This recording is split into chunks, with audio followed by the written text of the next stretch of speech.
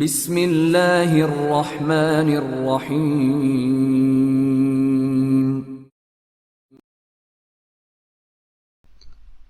دائمی نجات۔ موسم کے تیور صبح ہی سے خاصے خطرناک نظر آ رہے تھے۔ آسمان گویا آگ برسا رہا تھا۔ ایسا محسوس ہوتا تھا سورج سوا نیزے پر اتر آیا ہو۔ میں نے اپنی زندگی میں اس سے پہلے ماہ مئی کو اتنا جھلسا دینے والا کبھی نہیں دیکھا تھا۔ میں عدالتی مصروفیات کو نمٹانے کے بعد اپنے آفس میں پہنچا تو میری سیکرٹری شبانہ نے انٹرکام پر بتایا، سر، مسز فرزانہ کافی دیر سے آپ کا انتظار کر رہی ہیں۔ کیا تم اس خاتون کا ذکر کر رہی ہو جو ویٹنگ روم میں بیٹھی ہیں؟ میں نے پوچھا۔ جی سر، وہی، شبانہ نے جلدی سے اسبات میں جواب دیا۔ ٹھیک ہے، انہیں میرے پاس بھیج دو۔ میں نے یہ کہتے ہوئے رابطہ منقطع کر دیا۔ جب میں اپنے آفس میں داخل ہوا تو چیمبر کی طرف بڑھتے ہوئے میں نے ایک خاتون کو انتظار گاہ میں دیکھا تھا۔ یقیناً یہی خاتون مسز فرزانہ تھی۔ کسی سیانے نے بہت ٹھیک کہا ہے کہ موت اور گاہک کا کوئی وقت مقرر نہیں ہوتا، یہ کسی وقت اور کہیں بھی وارد ہو سکتے ہیں۔ سو میں کہہ سکتا ہوں کہ میرے کلائنٹس کا بھی کوئی بھروسہ نہیں تھا۔ کبھی تو ویٹنگ روم میں بقول کسی کبھی دل دھرنے کی جگہ بھی نہیں ہوتی تھی، کبھی اکا دکا کلائنٹس بیٹھے دکھائی دیتے تھے اور کبھی یہی انتظار گاہ بھائیں بھائیں کرتی نظر آتی تھی۔ بہرحال کلائنٹ، گاہک اور مہمان اللہ کی رحمت ہوتے ہیں، اور خدا کب کس پر مہربان ہو جائے اس بارے میں قبل از وقت کچھ کہا نہیں جا سکتا۔ تھوڑی ہی دیر کے بعد فرزانہ نامی وہ عورت میرے سامنے موجود تھی۔ میں نے اس کی عمر کا اندازہ 30 کے آس پاس قائم کیا۔ وہ متناسب بدن کی مالک ایک دراز قامت عورت تھی۔ اسے انتہائی خوبصورت نہیں کہا جا سکتا تھا، بہرحال وہ مناسب خد و خال کی مالک اور خوش شکل عورت تھی۔ وہ خاصی پریشان نظر آئی تھی۔ رسمی علیق سلیق کے بعد میں نے سوالیہ نظر سے اس کی طرف دیکھا اور خالصتاً پیشہ ورانہ لہجے میں پوچھا، جی فرمائیے، میں آپ کی کیا خدمت کر سکتا ہوں؟ میرا نام فرزانہ ہے، وہ اضطراری لہجے میں اپنا تعارف کراتے ہوئے بولی۔ آپ کس قسم کے وکیل ہیں؟ اس نے پوچھا۔ اس کا یہ سوال مجھے بڑا عجیب سا لگا، تاہم میرے تجربے میں یہ آیا تھا کہ آپ کے سامنے بیٹھا ہوا کلائنٹ کسی وقت کوئی بھی سوال کر سکتا تھا، اور اس کی پریشانی یا ضرورت کے پیش نظر آپ کو اس کے سوال کا کوئی نہ کوئی جواب بھی لازماً دینا پڑتا ہے۔ میں نے مسز فرزانہ کے استفسار کے جواب میں الٹا اسی سے پوچھ لیا، آپ کی نظر میں وکلا کی کتنی اقسام ہوتی ہیں؟ میں نے پوچھا۔ میرے لہجے کی سنجیدگی کے پیش نظر وہ جھیپ گئی۔ جلدی سے صورتحال کو سنبھالتے ہوئے بولی، جی وہ میرا مطلب تھا کہ آپ کس قسم کے کیس ڈیل کرتے ہیں؟ فرزانہ نے کہا۔ ہر قسم کے۔ آپ کو کس قسم کا کیس کروانا ہے؟ میں نے زیر لب مسکراتے ہوئے کہا۔ نجات کا کیس، جان چھڑانے کا کیس، وہ سپاٹ آواز میں بولی۔ میں کچھ سمجھا نہیں فرزانہ صاحبہ، میں نے الجھن زدہ نظر سے اس کی طرف دیکھا۔ آپ کس سے جان چھڑانا چاہتی ہیں؟ عباسی سے، وہ بولی۔ کون عباسی؟ میں نے اس سے پوچھا۔ مسعود عباسی، اس نے جواب دیا۔ آپ مسعود عباسی کی کیا ہیں؟ میں نے رف پیڈ اور قلم سنبھالتے ہوئے کہا۔ اور جان چھڑانے کے اسباب کیا ہیں؟ مسز فرزانہ نے نہایت ہی مختصر الفاظ میں مجھے بتایا کہ مسعود عباسی اس کا شوہر ہے۔ ان دونوں کی شادی کو زیادہ عرصہ نہیں ہوا تھا، اور اس مختصر سے عرصے کے دوران میں فرزانہ کو مسعود عباسی سے شدید نفرت ہو گئی تھی۔ بات کے اختتام پر اس نے فیصلہ کن لہجے میں کہا، میں عباسی سے طلاق لینا چاہتی ہوں۔ میں نے تصحیح کرنے والے انداز میں کہا، گویا مسعود عباسی سے خلا حاصل کرنے کا ارادہ رکھتی ہیں۔ طلاق ہو یا خلا، ایک ہی بات ہے، وہ بیزاری سے بولی۔ ایک بات نہیں ہے فرزانہ صاحبہ، اس میں بڑا فرق ہے، میں نے اس پر واضح کرتے ہوئے کہا۔ مثلاً کیا فرق ہے؟ وہ سوالیہ نظر سے مجھے تکنے لگی۔ جب کوئی مرد اپنی شریک حیات سے علیحدگی اختیار کرنا چاہتا ہے، اسے اپنی زندگی سے نکالنے کا پختہ ارادہ کر لیتا ہے، تو اس کے فیصلے کو طلاق کہا جاتا ہے۔ اس کے برعکس جب کوئی عورت اپنے شریک حیات سے نجات حاصل کرنے کا فیصلہ کر لیتی ہے تو وہ عدالت کے ذریعے اپنے شوہر سے خلا کا مطالبہ کرتی ہے۔ میں نے لمحے بھر کو متوقف ہو کر ایک گہری سانس لی، پھر اضافہ کرتے ہوئے کہا، میرے خیال میں آپ کا معاملہ خلا کا ہے۔ جی، آپ قانون کے ماہر ہیں، مجھ سے زیادہ ہی جانتے ہیں، وہ اس بات میں گردن ہلاتے ہوئے بولی۔ مجھے اس سے مطلب نہیں ہے کہ میرا کیس طلاق کے زمرے میں آتا ہے یا خلا کے خانے میں فٹ ہوتا ہے، میں تو بس اس کمینے عباسی سے نجات حاصل کرنا چاہتی ہوں، مسز فرزانہ نے کہا۔ بے شک آپ کا فوکس نجات پر ہے، میں نے ٹھہرے ہوئے لہجے میں کہا، لیکن جب آپ مجھے اپنا وکیل مقرر کر رہی ہیں تو میرا یہ فرض بنتا ہے کہ خلا اور طلاق کے حوالے سے ایک اہم قانونی نقطے سے آپ کو آگاہ کر دوں۔ میں نے کہا۔ وہ ہمہ گوش ہو کر سوالیہ نظر سے مجھے تکنے لگی۔ میں نے پھر کہا، جب کوئی عورت اپنے شوہر سے الگ ہونے کے لیے عدالت کے ذریعے خلا کا مطالبہ کرتی ہے تو اسے حق مہر اور بعض دوسری مراعات جو طلاق کی صورت میں اسے حاصل ہوتی ہیں ان سے محروم ہونا پڑتا ہے۔ میں نے اسے بتایا۔ مجھے کچھ بھی نہیں چاہیے سوائے نجات کے، اس نے کہا۔ آپ کی شادی کو کتنا عرصہ ہو گیا ہے؟ میں نے پیڈ پر قلم چلاتے ہوئے پوچھا۔ اس کی جانب سے سوال آیا، لگ بھگ 1.5 سال۔ بچے وغیرہ؟ میں نے پوچھا۔ اللہ کا شکر ہے وکیل صاحب، وہ ایک آسودہ سانس خارج کرتے ہوئے بولی، عباسی سے ابھی تک میری کوئی اولاد نہیں ہے۔ انسان بھی بڑی عجیب و غریب مشین ہے، جب بے اولاد ہوتا ہے تو صاحب اولاد بننے کے لیے 100 جتن کرتا ہے۔ ڈاکٹری علاج کے علاوہ پیروں فقیروں، ٹوٹکے بازوں اور طرح طرح کی راہیں سجانے والوں کی خدمت حاضر ہوتا ہے اور اپنی مراد کے لیے منت، خوشامد اور التجائیں کرتا ہے، اور کبھی اس کی اولاد نہیں ہوتی تو وہ اپنی اس محرومی پر اللہ کا شکر ادا کرتا بھی دکھائی دیتا ہے، جیسا کہ فرزانہ کر رہی تھی۔ بہرحال زندگی کی کہانی بھی کسی پہیلی کے مانند ہے۔ دعوے کے ساتھ کسی انسان کے بارے میں کچھ بھی نہیں کہا جا سکتا، بس اپنے اپنے عذاب کی بات ہے۔ فرزانہ نے اولاد نہ ہونے کے سلسلے میں جو طرز اللہ کا شکر ادا کیا تھا تو اس خوشگوار بیزاری کے پیچھے اس کے وہ تلخ حالات تھے جسے چھٹکارے کے لیے وہ میرے پاس آئی تھی۔ میں نے اس کے جواب پر کوئی تبصرہ کرنا مناسب نہ جانا اور نہایت ہی ٹھہرے ہوئے لہجے میں کہا، آپ مجھے ان حالات میں سے تفصیلاً آگاہ کریں جن کی روشنی میں آپ خلا حاصل کرنے پر مجبور ہوئی ہیں، اور یہ مجبوری آپ کو میرے پاس لے کر آئی ہے۔ میں نے کہا، حالات کی روشنی میں نہ کہیں وکیل صاحب، میں جو کچھ بھی چاہ رہی ہوں وہ میرے گھریلو حالات کی تاریکی میں ترتیب پایا ہے۔ وہ قدرے ترش لہجے میں بولی۔ ٹھیک ہے، میں آپ کی بات سے اتفاق کرتا ہوں۔ میں نے اس بات میں گردن ہلاتے ہوئے کہا، اب آپ اپنے انہی گھریلو حالات سے مجھے بھی آگاہ کر دیں۔ اس نے سر کو اثباتی جنبش دی اور شروع ہو گئی۔ فرزانہ کی زبانی جو حالات مجھ تک پہنچے میں ان کا خلاصہ آپ کی خدمت میں پیش کرتا ہوں تاکہ آپ اس کیس کے پس منظر سے اچھی طرح واقف ہو جائیں۔ اس دوران سماعت میں آپ کا ذہن کسی الجھن کا شکار نہ ہوگا۔ فرزانہ کا باپ اشفاق احمد لگ بھگ 5 سال پہلے اس دنیا سے اس دنیا میں منتقل ہو گیا تھا۔ اس کی موت حرکت قلب بند ہو جانے سے واقع ہوئی۔ وہ اپنے ایک دوست آفتاب حسین کے ساتھ مل کر پراپرٹی کا بزنس کرتا تھا۔ پارٹنر آفتاب نے نہایت ہی صفائی کے ساتھ اسے دھوکہ دیا اور کم و بیش 8 لاکھ کی رقم خود برد کر کے کہیں غائب ہو گیا۔ آج سے 40 سال پہلے 8 لاکھ بہت بڑی رقم شمار ہوتی تھی۔ آپ آج کل کے لگ بھگ 1 کروڑ روپے سمجھ لیں۔ اشفاق کی جھٹکا برداشت نہ کر سکا اور دل کی دغا پر وہ اپنے خالق حقیقی سے جا ملا۔ فرزانہ اپنی والدہ اور بہن بھائی کے ساتھ فیڈرل بی ایریا کے ایک چھوٹے سے گھر میں رہتی تھی۔ عباسی سے اس کی شادی سے پہلے، جیسا کہ میں اوپر بتا چکا ہوں کہ اس کے والد کا انتقال ہارٹ اٹیک سے ہوا تھا۔ فرزانہ نے چھوٹی ایک بہن ندرت اور ایک بھائی عرفان تھا۔ عرفان اس وقت میٹرک میں تھا۔ ندرت نے پچھلے سال اپنا گریجویشن مکمل کر لیا تھا اور اب ایک پرائیویٹ کمپنی میں بطور ٹائپسٹ جاب کر رہی تھی۔ جب تک اشفاق احمد زندہ تھا گھر کے کسی فرد کو روزگار کے سلسلے میں پریشان ہونے کی کبھی ضرورت پیش نہیں آئی۔ پراپرٹی کا کام ماشاءاللہ ایسی خوبی کے ساتھ چل رہا تھا کہ گھر میں کوئی مالی مسئلہ نہیں تھا۔ اسی پراپرٹی کے بزنس سے اس نے اپنا ذاتی گھر بھی بنا لیا تھا۔ اشفاق کے انتقال کے بعد فرزانہ کی والدہ روحی بانو کو فکر ہوئی کہ اب گھر کا معاشی نظام کیسے چلے گا۔ اشفاق نے جس آفس میں پراپرٹی کا بزنس جمع رکھا تھا وہ کرائے کا تھا، بس وہاں کا فرنیچر وغیرہ اشفاق کی ذاتی ملکیت تھا۔ آفتاب نقدی کی صورت میں سب کچھ سمیٹ کر فرار ہو چکا تھا۔ اس لوٹی پوٹی دکان کو چلانا روحی بانو کے بس میں تھا اور نہ ہی فرزانہ کو اس کام کا کوئی تجربہ تھا۔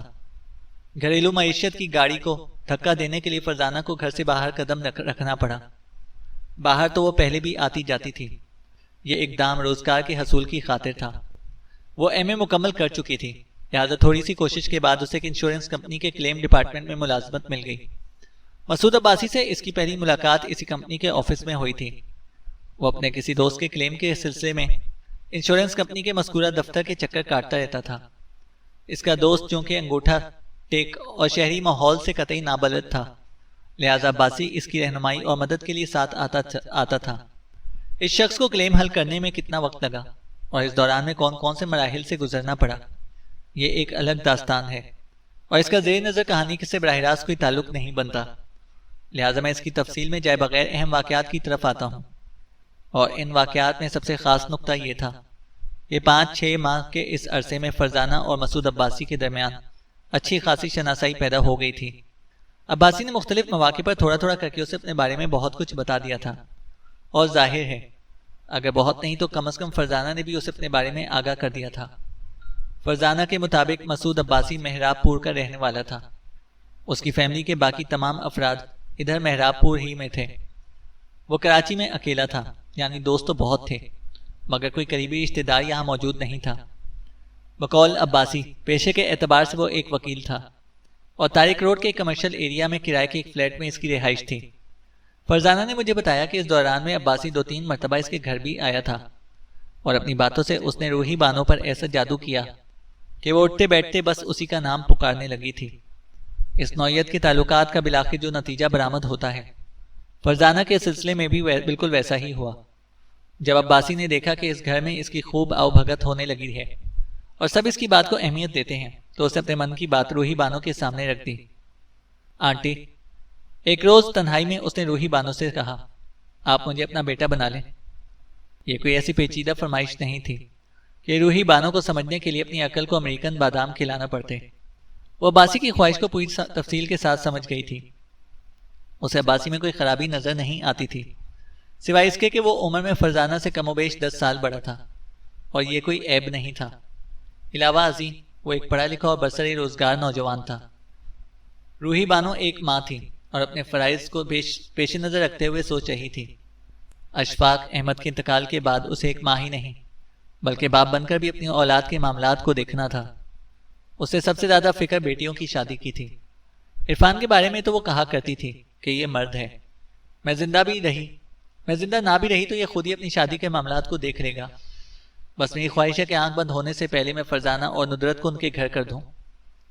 عباسی صاحب، روحی بانو نے مسعود عباسی کی بات کے جواب میں کہا تھا، مجھے سوچنے کے لیے تھوڑا سا وقت چاہیے۔ آپ مجھے اچھی طرح جانتی ہیں، پھر سوچنے والی کون سی بات ہے؟ وہ جلدی سے بولا تھا۔ یہ ٹھیک ہے کہ آپ میرے دیکھے بھالے ہوئے ہیں، لیکن پھر بھی سوچنے اور سمجھنے والی بہت سی باتیں ہوتی ہیں، روحی بانو نے ٹھہرے ہوئے لہجے میں کہا۔ مثلاً؟ عباسی نے سوالیہ نظروں سے اس کی طرف دیکھا۔ مثلاً سب سے پہلے تو مجھے فرزانہ کی مرضی معلوم کرنا ہے، پھر آپ کے گھر والوں کی رضامندی اور شمولیت کو بھی یقینی بنانا ضروری ہے، روحی بانو نے کہا۔ اگر میں غلطی پر نہیں ہوں تو آپ کی شادی پر کوئی اعتراض نہیں ہے نا؟ وہ گہری سنجیدگی سے بولا۔ آپ کا اندازہ درست ہے، لیکن میں نے جن امور کا ذکر کیا ہے وہ بھی بہت ضروری ہے۔ روحی بانو نے اس بات میں گردن ہلائی۔ میرے لیے تسلی کی بات یہ ہے کہ آپ کو اس رشتے پر کوئی اعتراض نہیں، وہ اطمینان بھری سانس خارج کرتے ہوئے بولا۔ باقی سب معاملات سے میں بخوبی نمٹ لوں گا، اور مجھے یہ بھی یقین ہے کہ یہ فرزانہ کو رضامند کرنے میں آپ کو کوئی مشکل پیش نہیں آئے گی۔ اس نے کہا۔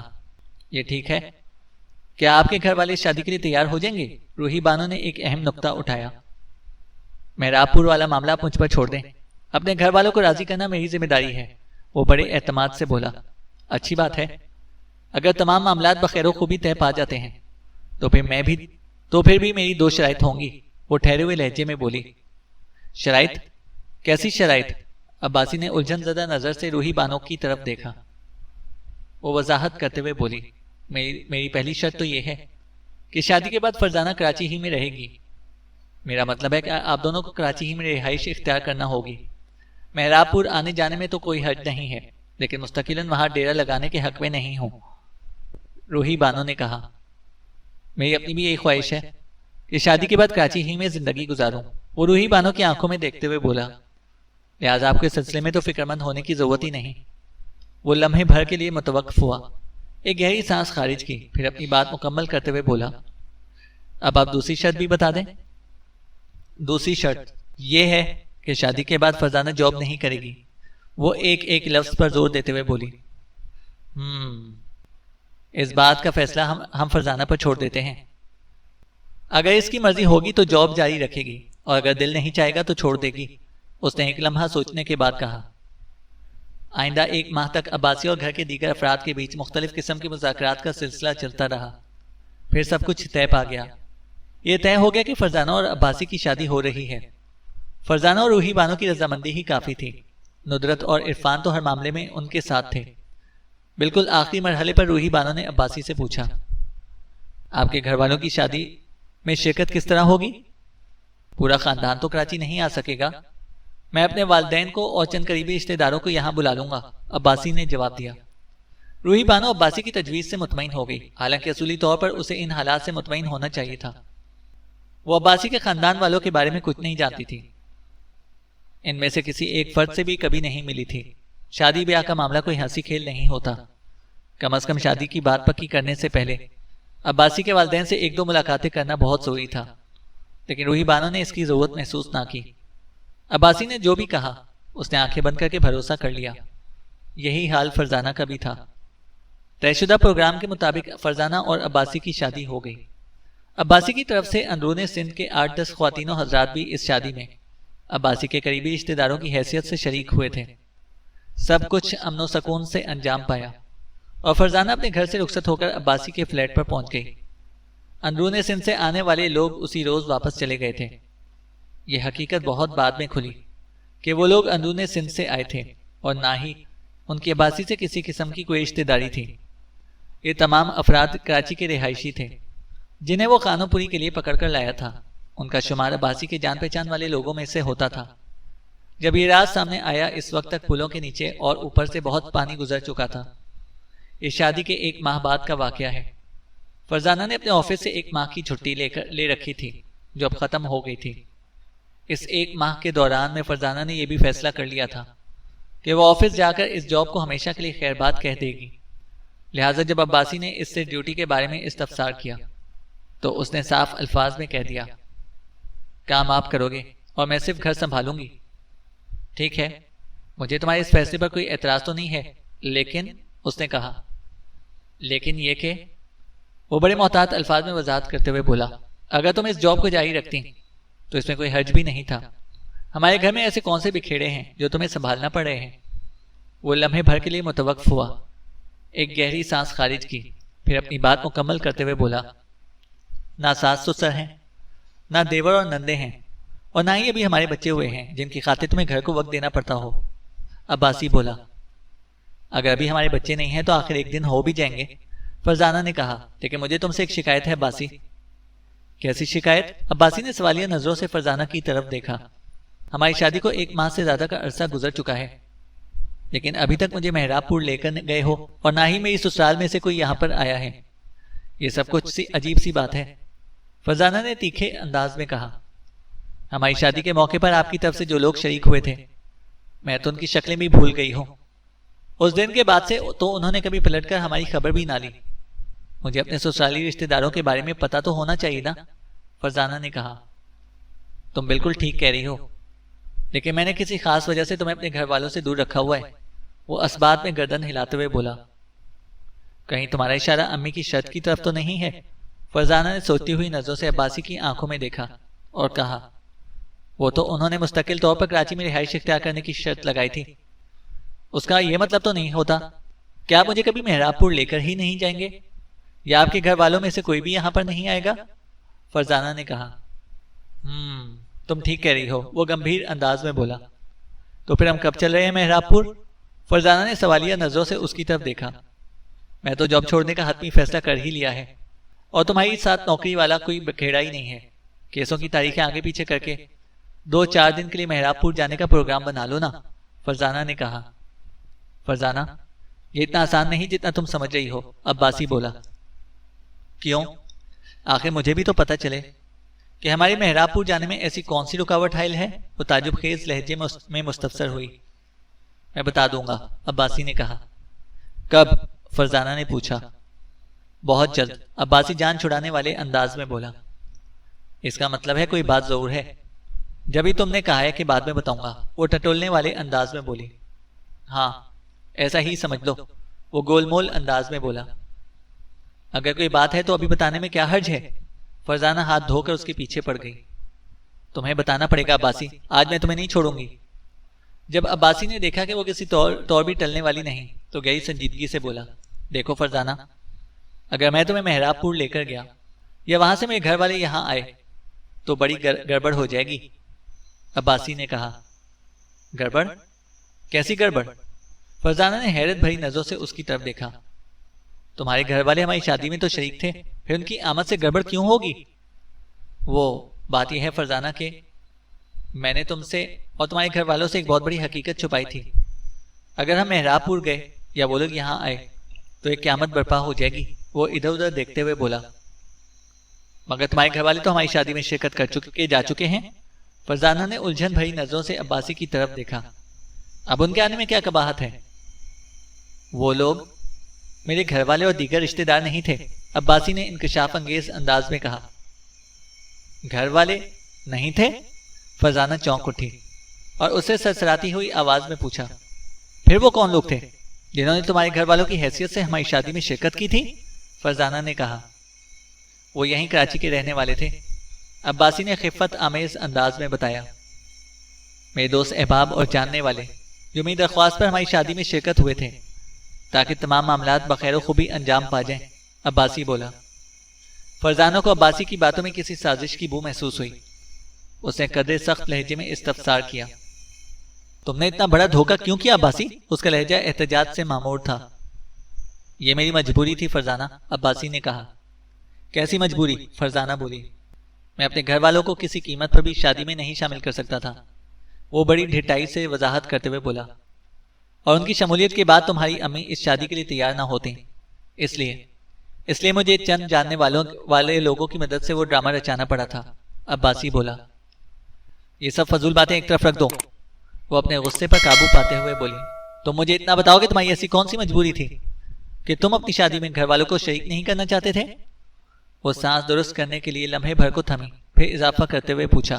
اور وہ کون سی حقیقت ہے جو مجھ سے اور میرے گھر والوں سے چھپائی تھی؟ میں پہلے سے شادی شدہ تھا، عباسی نے گویا ایٹم بم کا دھماکہ کر دیا۔ کیا؟ فرزانہ کی آنکھیں حیرت سے پھٹ گئیں۔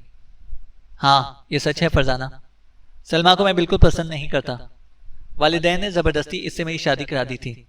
میں تم سے سچی محبت کرتا ہوں، میں نے، وہ مسکین سی صورت بنا کر بولا۔ سچی محبت کرنے والے کبھی دھوکہ نہیں دیتے، جھوٹ نہیں بولتے، وہ درشت لہجے میں بولی۔ تم نے حقائق چھپا کر مجھ سے اور میری فیملی سے ایک بہت بڑا فراڈ کیا ہے، یہ ناقابل معافی جرم ہے عباسی، فرزانہ نے کہا۔ میں مانتا ہوں مجھ سے غلطی ہوئی، اگر میں یہ غلطی نہ کرتا تو تمہیں حاصل ہی نہ کر سکتا تھا، تم ہی بتاؤ، وہ ندامت آمیز لہجے میں بولا۔ وہ سانس لینے کے لیے پھر متوقف ہوا، پھر سوالیہ نظروں سے فرزانہ کی طرف دیکھتے ہوئے بولا۔ تم ہی بتاؤ، اگر میں تمہیں اور تمہاری امی کو اپنے شادی شدہ ہونے کے بارے میں بتا دیتا تو تم لوگ اس شادی کے لیے راضی ہو جاتے؟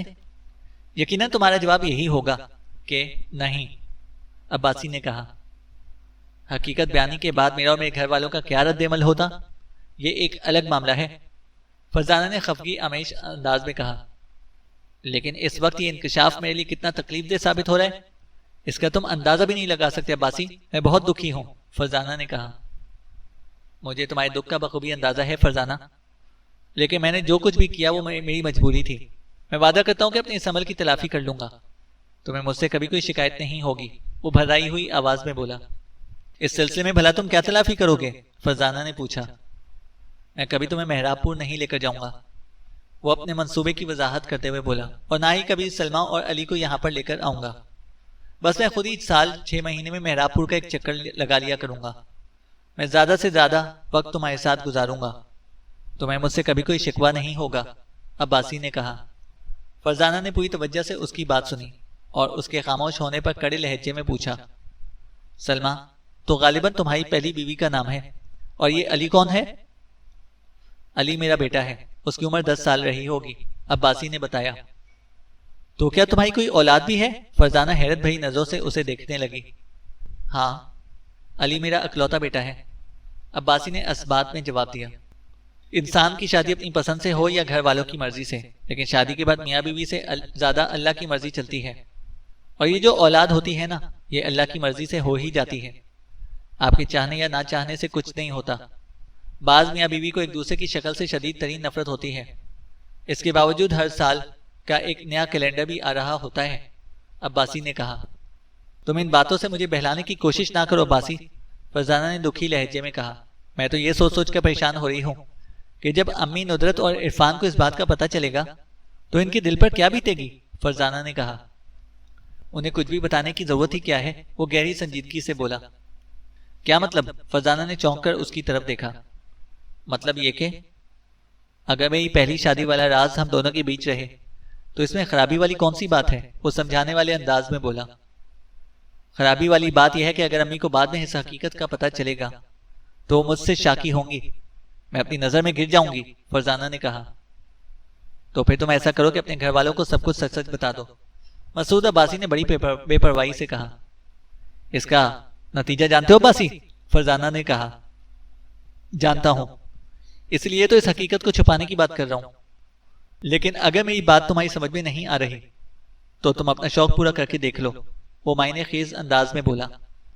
عباسی کے اس دو ٹوک انداز سے فرزانہ کو ایک دھچکا تو لگا، لیکن چونکہ وہ ایک فیصلے پر پہنچ چکی تھی اس لیے اس نے عباسی کے رویے کا زیادہ اثر نہیں لیا اور ٹھہرے ہوئے لہجے میں بولی، مجھے اس قسم کا کوئی شوق نہیں ہے، جو ہونا تھا وہ ہو چکا، اب میں اپنے گھر والوں کا اس ٹریجڈی کی خبر سنا کر دکھی نہیں کرنا چاہتی۔ اگر یہ بات امی تک پہنچ گئی تو انہیں اتنا صدمہ پہنچے گا کہ فرزانہ کہتے کہتے رک گئی۔ عباسی نے اسے کندھوں سے تھام لیا اور گہری سنجیدگی سے بولا، تم فکر نہ کرو فرزانہ، میں ہر دکھ پریشانی میں تمہارے ساتھ ہوں، تم اسے میری مجبوری سمجھ کر معاف کر دو، انشاءاللہ میری طرف سے آئندہ تمہیں کوئی پریشانی نہیں ہوگی، عباسی نے کہا۔ یہ ایسی صورتحال تھی کہ فرزانہ نے بھی یہی سوچا کہ اس ایشو پر مٹی ڈال دیں تو زیادہ اچھا ہوگا، لہٰذا بات آئی گئی ہو گئی۔ آئندہ دنوں میں عباسی نے ڈھکے چھپے الفاظ میں اسے جاب جاری رکھنے کے لیے کہا اور اس نے حسب پروگرام ٹال دیا، لیکن جب عباسی کے اصرار میں کمی واقع نہ ہوئی تو اس نے پلٹ کر پوچھ لیا کہ آج کل پریکٹس ٹھیک نہیں چل رہی کیا؟ بس ٹھیک ہی سمجھ لو، وضو معنی انداز میں بولا۔ عباسی نے اسے یہی بتایا تھا کہ وہ ایک وکیل ہے اور سٹی کورٹ میں پریکٹس کرتا ہے، وہ روزانہ صبح گھر سے نکل جاتا اور پھر رات کو واپس آتا، بعض کلائنٹس اس سے ملنے کے لیے گھر پر بھی آ جایا کرتے تھے، ایسا محسوس تو نہیں ہوتا تھا کہ اس کی پریکٹس کمزور جا رہی ہو، تاہم اس کے جواب کا مفہوم یہی نکلتا تھا۔ ٹھیک ہے، میں اس سلسلے میں سوچ کر جواب دوں گی، فرزانہ نے گہری سنجیدگی سے کہا۔ پتہ نہیں کیوں فرزانہ کو عباسی کی بات کا یقین نہیں آیا تھا، اس بے یقینی کا بظاہر کوئی سبب سمجھ میں نہیں آتا تھا، بس اس کے اندر سے ایک صدا اٹھ رہی تھی کہ عباسی غلط بیانی سے کام لے رہا ہے۔ ان لمحات میں اس نے فیصلہ کر لیا کہ وہ سٹی کورٹ جا کر عباسی کے بارے میں معلومات حاصل کرنے کی کوشش کرے گی تاکہ پتہ چلایا جا سکے کہ اس کے مالی حالات واقعی آج کل دگرگوں تھے یا وہ کوئی نئی چکر بازی چلانے کے بارے میں سوچ رہا تھا۔ سچی بات تو یہ تھی کہ فرزانہ کی نظر میں وہ اپنا اعتبار کھو چکا تھا، فرزانہ نے اس کی غلط بیانی کو درگزر کر دیا تھا کیونکہ اس کے بعد پاس اس کے سوا کوئی چارہ کار نہیں تھا، مگر وہ عباسی کی طرف سے کھٹک گئی تھی، اب وہ اس پر اندھا اعتماد نہیں کر رہی تھی۔ آئندہ 10 روز میں فرزانہ نے اپنے شوہر نامدار کے بارے میں جو تحقیق کی اس نے فرزانہ کی آنکھیں کھول کر رکھ دیں۔ اس نے نہایت ہی خفیہ انداز میں سٹی کورٹ جا کر عباسی کے بارے میں انتہائی رازداری سے معلومات حاصل کی اور گھر آنے والے افراد سے بھی مواقع پا کر پوچھ گچھ کی۔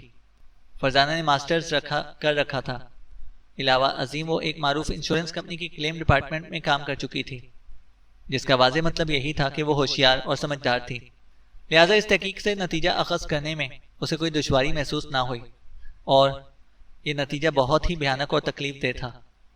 عباسی سرے سے وکیل تھا ہی نہیں، اس نے قانون پڑھ رکھا تھا اور نہ ہی ایسی کسی چیز سے اس کا تعلق تھا، وہ در حقیقت مختلف وکلاء کے لیے ایک ایجنٹ کے طور پر کام کرتا تھا، ایک ایسا ایجنٹ جو اپنی چرب زبانی سے شکار یعنی کلائنٹس کو گھیر گھار کر وکیل تک پہنچاتا ہو۔ اس نوعیت کے کام کے دوران میں مختلف سرکاری محکموں میں اسے مرتشی افسران سے بھی مراسم پیدا کر رکھے تھے، جن کے توسط سے وہ لوگوں کے کام بھی کروا دیا کرتا تھا۔ وہ تھوڑے بہت پیسے متعلقہ افسر کو کھلا دیتا اور باقی اپنی جیب میں، کسی کو چھوٹی موٹی جاب دلا دی، کسی کا بل پاس کروا دیا، کسی کی جعلی ڈگری بنوا دی، وغیرہ وغیرہ۔ اس نوعیت کے کاموں میں اس کی اچھی خاصی پیدا ہو جاتی تھی۔ وہ اپنے حلقے میں چکر باز اور فراڈیا بھی مشہور تھا۔ عباسی کوئی اعلیٰ سطح کا کام کرتا تھا یا نچلے درجے کے کاموں میں مصروف تھا، اس سے فرزانہ کی صحت پر کوئی اثر نہیں پڑتا تھا۔ اسے اذیت اس بات سے پہنچی تھی کہ اس کا شوہر ایک دھوکے باز اور چیٹر کی حیثیت سے مشہور تھا۔ اسی تحقیق کے دوران میں اسے یہ بھی سننے کو ملا کہ عباسی نے ایک خاص مقصد کے تحت اس سے شادی کی تھی۔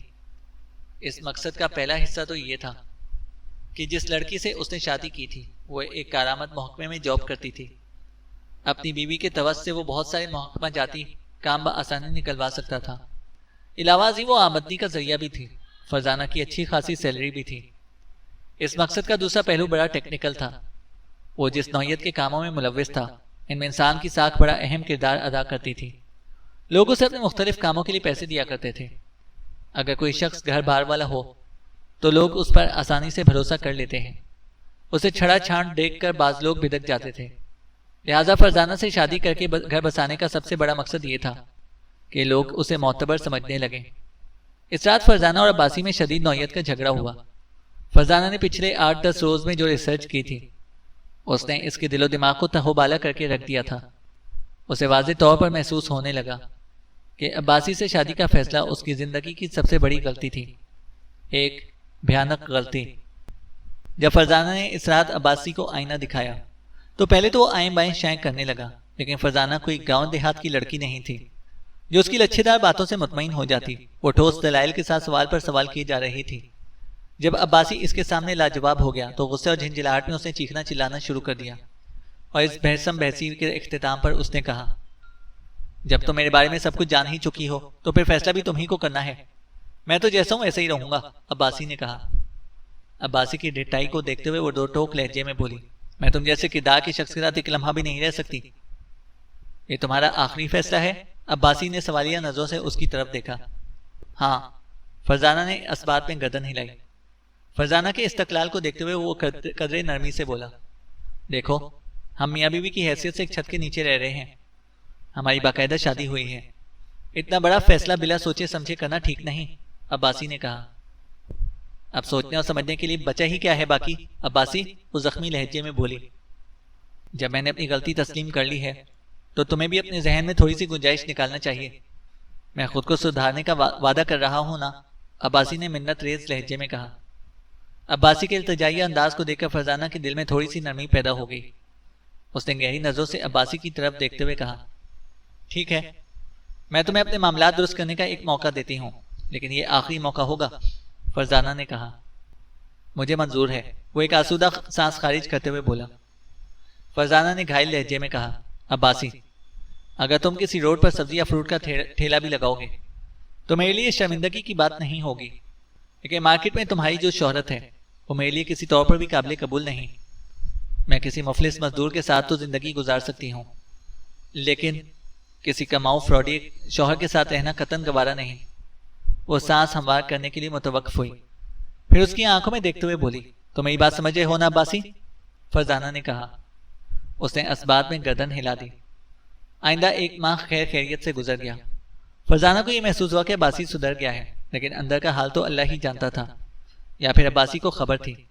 اس کی ساری زندگی جس نوعیت کی سرگرمیوں میں گزری تھی، ان سے سردشت کنارہ کش ہو جانا تقریباً ناممکن تھا۔ وہ بھی اپنے کام میں مصروف تھا، لیکن ہاتھ پاؤں بچا کر کرتا تھا تاکہ فرزانہ کو اس کے کرتوت کا پتہ چل نہ سکے۔ فرزانہ نے دوبارہ آفس جانا شروع کر دیا تھا تاکہ گھر کو اس کی سیلری سے معاشی تعاون حاصل رہے۔ کچھ عرصے تک یہ معاملات بڑی خوش اسلوبی سے نبھے رہے، لیکن ہمیشہ کے لیے یہ ممکن نہیں تھا۔ لہٰذا جب عباسی کے کارنامے گاہے بگاہے فرزانہ کے سامنے آنے لگے تو گھر میں سخت نوعیت کی کشیدگی کی فضا قائم ہو گئی۔ اس دوران میں ان کی شادی کو 1 سال سے زیادہ کا عرصہ گزر چکا تھا۔ روز روز کے لڑائی جھگڑے نے فرزانہ کو اس ماحول کا عادی سا بنا دیا تھا، اور اس نے ابھی تک اپنے گھر والوں کو عباسی کی پہلی شادی کے بارے میں بھی نہیں بتایا تھا۔ یہ اس کی غلطی تھی یا کوئی مصلحت، لیکن ان کا معاملہ سرطان کے مرض کی مانند اندر ہی اندر توانا ہوتا چلا گیا، اور لگ بھگ 2 ماہ پہلے پتہ چلا کہ یہ مرض تیسرے اسٹیج میں داخل ہو چکا ہے۔ ایک ایسا اندوہناک واقعہ پیش آیا جس نے فرزانہ کے دماغ کی چولیں ہلا کر رکھ دی۔ ایک شام جب عباسی گھر واپس آیا تو اس کے ساتھ ایک موٹی تازی دیہاتن اور ایک اجڑ سا 10 سال کا لڑکا بھی تھا۔ فرزانہ کے دماغ میں خطرے کی گھنٹی بج اٹھی۔ وہ ان لوگوں کو دیکھتے ہی سمجھ گئی کہ وہ سلمہ اور علی ہوگا۔ بعد ازاں اس کا یہ اندازہ 100% درست ثابت ہوا جب عباسی نے کچھ اس انداز میں ان کا تعارف کرایا۔ فرزانہ، یہ میری بیوی سلمہ ہے، اور یہ، اس نے لڑکے کی جانب اشارہ کیا، علی ہے، میرا اکلوتا بیٹا۔ میں نے سلمہ کو تمہارے بارے میں سب کچھ بتا دیا ہے۔ یہ لوگ کچھ دن یہاں پر رہیں گے، پھر واپس مہراب پور چلے جائیں گے، عباسی نے کہا۔ فرزانہ یہ سوچ کر خاموش ہو گئی کہ جب سلمہ اس کی بیوی ہے تو اس کے چند دن یہاں رہ لینے میں کوئی حرج نہیں۔ اس نے عباسی سے پوچھا، کیا تم ان لوگوں کو لینے کے لیے خود مہراب پور گئے تھے؟ نہیں، اس نے نفی میں گردن ہلائی۔ محراب پور اتنا بھی نزدیک نہیں کہ میں 10 بجے صبح گھر سے نکلوں اور وہاں سے ہو کر شام کو واپس بھی آ جاؤں۔ سلمہ کا بھائی نے یہاں میرے پاس کوٹ پہنچا گیا تھا اور میں اپنے ساتھ گھر لے آیا ہوں، عباسی نے کہا۔ فرزانہ عباسی کے جواب سے وقتی طور پر مطمئن تو ہو گئی تھی، لیکن بہت ساری باتیں اس کے ذہن کو بڑے تواتر کے ساتھ الجھا رہی تھیں۔ مثلاً یہ کہ عباسی نے اپنی پہلی بیوی اور بیٹے کو اس کے بارے میں کیا سمجھایا تھا۔ اس حتمی سلمہ کی حرکات اور تاثرات سے یہ ظاہر نہیں ہوتا تھا کہ وہ فرزانہ کو اپنی سوکن سمجھ رہی ہیں۔ وہ بڑے کروفر اور دھڑلے سے فلیٹ میں داخل ہوئی تھی اور اس کے کسی بھی انداز سے نہیں چھلکتا تھا کہ اسے عباسی کی دوسری شادی سے کوئی دکھ پہنچا ہو۔ اسی نوعیت کے اور بھی بہت سے امور تھے جو فرزانہ کی الجھن میں مسلسل اضافہ کر رہے تھے۔ علی ایک انتہائی بدتمیز اور فضول قسم کا لڑکا تھا اور سلمہ کی مثال 80 من کی اس دھوبن جیسی تھی جسے صرف کھانے اور سونے سے مطلب ہو۔ وہ گھر کے کسی کام کو ہاتھ نہیں لگاتی تھی۔ چند دن تو مہمان جان کر فرزانہ ان کے نخرے برداشت کرتی رہی، لیکن پھر یہ سب کچھ اس کے اختیار سے باہر ہو گیا۔ اسے بڑے واضح انداز میں محسوس ہونے لگا کہ اس کی حیثیت اس گھر کی کسی نوکرانی سے زیادہ نہیں۔ وہ صبح آفس جاتی، سارا دن وہاں گزارنے کے بعد وہ واپس آتی تو گھر کا تمام تر سامان ادھر ادھر بکھرا ہوا نظر آتا۔ وہ گھر کا حلیہ درست کرتی، پھر کچن کے کام میں مصروف ہو جاتی۔ صفائی ستھرائی اور کھانا پکانا سب اسی کے ذمہ تھا۔ اس ناانصافی بلکہ ظلم پر جب اس نے عباسی سے شکایت کی تو اسے خشک لہجے میں کہا، بھائی یہ لوگ تو چند دن کے مہمان ہیں اور تمہیں ساری زندگی میرے ساتھ رہنا ہے۔ میں نے کچھ کہتے ہوئے اچھا لگوں گا؟ عباسی نے کہا تھا۔ اگر یہ مہمان ہیں تو پھر گھر میں تمیزدار مہمانوں کی طرح ہی رہیں، جنگلی پن کا مظاہرہ نہ کریں۔ میری مدد کرنے کی بجائے یہ لوگ میرے کام کو بڑھانے اور بگاڑنے میں لگے رہتے ہیں۔ یہ کہاں کی شرافت ہے؟ فرزانہ نے خفگی آمیز لہجے میں کہا۔ تم تو جانتی ہو یہ لوگ گاؤں کی زندگی گزارنے کے عادی ہیں، عباسی نے سرسری انداز میں کہا۔ اب میں نے شہری زندگی کے طور طریقے تو سکھانے سے رہا، عباسی بولا۔ یہ چیزیں سیکھنے سے نہیں آتی عباسی، طریقہ اور سلیقہ تو انسان کے اندر سے امٹتا ہے، وہ احتجاجی انداز میں بولی۔ میں تم سے بحث نہیں کرنا چاہتا۔ اگر تم ان لوگوں کی وجہ سے اتنی ہی تنگ آ گئی ہو تو ایک کام کرتے ہیں، وہ روکھے انداز میں بولا۔ کون سا کام؟ فرزانہ نے سوالیہ نظروں سے اس کی طرف دیکھا۔ جب تک یہ لوگ یہاں ہیں تم اپنی امی کے گھر چلی جاؤ، جب یہ لوگ واپس چلے جائیں گے تو تم اس گھر میں آ جانا، وہ سادہ سے لہجے میں بولا۔ کیا مطلب ہے تمہارا؟ میں گھر چھوڑ کر کیوں جاؤں؟ فرزانہ نے احتجاجی لہجے میں کہا۔ اگر سلمہ کو تمہاری وجہ سے کوئی شکایت ہوتی تو میں فوراً اسے گاؤں روانہ کر دیتا۔ شکایت تو تمہیں ہے نا ان لوگوں سے، لہٰذا تمہیں ہی جانا ہوگا، وہ وضاحت کرتے ہوئے بولا۔ میں کہیں نہیں جانے والی، یہ میرا گھر ہے اور میں یہیں پر رہوں گی، وہ اٹل انداز میں بولی۔ دونوں ایک چھت کے نیچے رہو گی تو آئے دن فساد بھی ہوتا رہے گا، یا تو میرا مشورہ مان کر اپنی امی کے گھر چلی جاؤ اور یا پھر ان لوگوں کو برداشت کرو، عباسی نے سمجھانے والے انداز میں کہا۔ میں ان دونوں میں سے کوئی کام بھی نہیں کروں گی، عباسی تم مجھے اتنا کمزور مت سمجھو، وہ بڑے مضبوط لہجے میں بولی۔ کیا مطلب ہے تمہارا؟ تم کیا کرنے کا ارادہ رکھتی ہو؟ وہ الجھن زدہ انداز میں فرزانہ کو تکنے لگا۔ میں اپنا گھر چھوڑ کر کہیں جاؤں گی اور نہ ہی کسی کی بےہودگی اور بدتمیزی برداشت کروں گی، فرزانہ نے ایک ایک لفظ پر زور دیتے ہوئے واضح کیا۔ پھر تم کیا کرو گی؟ عباسی نے پوچھا۔ میں ڈٹ کر ان لوگوں کا مقابلہ کروں گی، وہ پرعزم سے بولی۔ ٹھیک ہے، مجھے کوئی اعتراض نہیں، وہ بڑی بے پرواہی سے بولا۔ آئندہ روز سے فرزانہ نے جس حکمت عملی کو اپنایا وہ 2 روز بعد ہی اس کی جان کا عذاب بن گئی۔ اس نے گھر کے کسی کام کو ہاتھ نہ لگانے کا فیصلہ کیا تھا۔ وہ آفس سے نکلتے وقت کچھ نہ کچھ کھا لیتی اور گھر آ کر تھکاوٹ کا بہانہ کر کے لیٹ جاتی۔ عباسی نے اس تبدیلی کو زیادہ محسوس نہ کیا، لیکن 2 روز بعد جب عباسی گھر پر موجود نہیں تھا تو سلمہ نے اس کی ایسی کم تیسی کر کے رکھ دی۔ جب فرزانہ کی آرام طلبی پر سلمہ نے اسے کھڑی کھڑی سنا ڈالی تو وہ بھی خاموش نہ رہی، اور اس روز فرزانہ نے اپنے دل کا غبار دھو ڈالا۔ آخر میں اس نے بڑے سخت لہجے میں کہا، تم لوگوں نے سمجھ کر رکھا ہے میں کوئی تمہاری نوکرانی تو نہیں؟ عباسی نے تو یہی بتایا تھا، سلمہ نے بڑی سادگی سے جواب دیا۔ کیا؟ فرزانہ حلق کے بل چلا اٹھی۔ فرزانہ کے کیا کے جواب میں سلمہ اور علی نے اسے جو کہانی سنائی وہ اس کے دماغ کے پرخچے اڑا دینے کے لیے کافی تھی، اور اس سنسنی خیز کہانی کا 1 لائنز یہ تھا کہ عباسی نے سلمہ کو فرزانہ کے بارے میں یہی بتایا تھا کہ وہ اس کی نوکرانی ہے۔ اس رات ان تینوں کے بیچ بڑی زبردست لڑائی ہوئی۔ فرزانہ کے دل و دماغ پر جو بیت رہی تھی وہ کوئی اور محسوس نہیں کر سکتا تھا۔ اس نے سلمہ اور عباسی کو بے نقط سنائی۔ فرزانہ کے استحکام اور مضبوط قدمی کو دیکھتے ہوئے سلمہ کو بھی شک نہیں بلکہ یقین ہو گیا کہ عباسی نے یقیناً اس سے شادی کر رکھی ہوگی۔ وہ خود بھی فرزانہ کی کیفیت سے مطمئن نہیں تھا۔ عباسی نے اس کے سامنے فرزانہ کو نوکرانی تو ظاہر کر دیا تھا، لیکن اس لنگڑی وضاحت سے اس کی تسلی نہیں ہو سکی تھی۔ اس کی سمجھ میں نہیں آ رہا تھا کہ کس قسم کی نوکرانی ہے جو مالکن سے زیادہ صاف ستھرے کپڑے پہنتی ہے اور رات کو اپنے گھر بھی واپس نہیں جاتی۔ سلمیٰ ان پڑھ، جاہل اور دیہاتن ضرور تھی، لیکن عورت کی مخصوص حس سے قطعاً محروم نہیں تھی۔ اسے فوراً شک ہو گیا تھا کہ عباسی اور فرزانہ کے درمیان کوئی اور بھی سنجیدہ رشتہ موجود تھا۔ سلمیٰ نے جب بھی عباسی سے تنہائی میں اس موضوع پر بات کرنے کی کوشش کی، وہ مختلف بہانوں سے اسے ٹال دیتا تھا، اور اب تو سارا معاملہ کھل کر سامنے ہی آ گیا تھا۔ جب سلمیٰ اور فرزانہ کی طرف سے عباسی پر تلخ اور تشت سوالات کی بوچھاڑ ہوئی تو اس نے ایک جملے کے پیچھے پناہ لینے کی کوشش کی۔ میرے پاس اس کے سوا کوئی چارہ نہیں تھا، عباسی نے کہا تھا۔ میرے پاس بھی اب اس کے سوا کوئی چارہ نہیں کہ ابھی اور اسی وقت اپنے گھر چلی جاؤں۔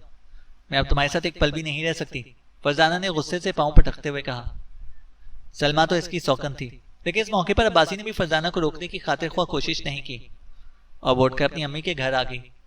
نہ صرف امی کے پاس چلی آئی بلکہ روحی بانو کو تمام تر حالات کی حقیقت سے بھی آگاہ کر دیا۔ وہ پچھلے سوا سال سے جو کربناک راز اپنے سینے میں دبائی بیٹھی تھی، جب وہ روحی بانو ندرت اور عرفان تک پہنچا تو گویا اس گھر میں ایک کوہرام سا مچ اٹھا۔ اس کے بعد وہاں جو کچھ ہوا ہوگا اس کی تفصیل بیان کرنے کی قطعاً کوئی ضرورت نہیں، آپ بڑی آسانی سے اس کا تصور کر سکتے ہیں۔ اس ہنگامے کے اختتام پر فرزانہ نے بڑے واضح انداز میں اپنا فیصلہ سنا دیا تھا۔ امی، میں کسی قیمت پر اس شخص کے ساتھ رہنے کو تیار نہیں۔ اور اس حتمی فیصلے کے 3 روز بعد اب وہ میرے سامنے بیٹھی تھی۔ چینل کو سبسکرائب کریں اور بیل آئیکن کو پریس کریں تاکہ ہماری ہر اپڈیٹ آپ کو بر وقت مل سکے۔